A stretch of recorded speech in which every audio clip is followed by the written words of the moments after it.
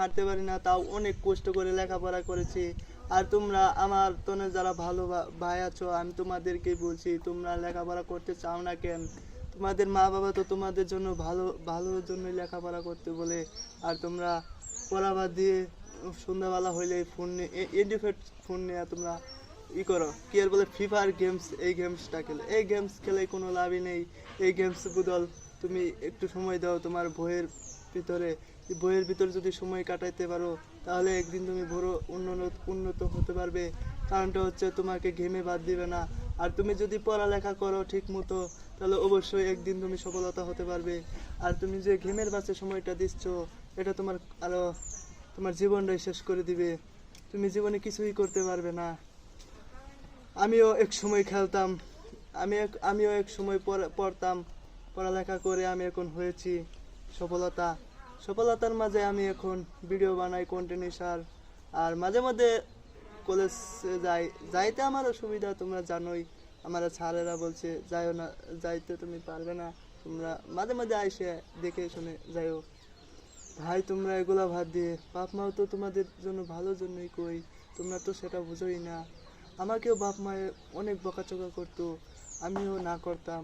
আমি পরে একটু মাথায় ভেবে চিন্তে দেখা আমিও পরে পড়ালেখায় মন দিয়েছিলাম। আমি আমি তো জানোই আমার পড়ালেখা অনেক ভালোই ছিল।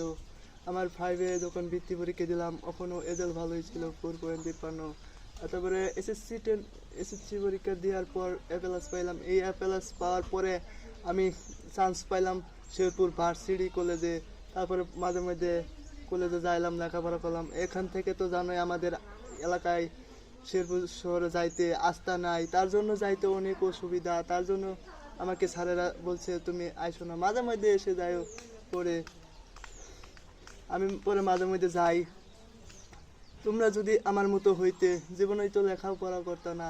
আর যখন তোমরা আরেকটা কথা বলি, যখন আইতো অফিসার, আর আমরা আগের কারণে ভাত পাইলে কাপড় পাইতাম না, তেল পাইলে নুন পাইতাম না, এগুলোই দিন কাটছিল ভালোই।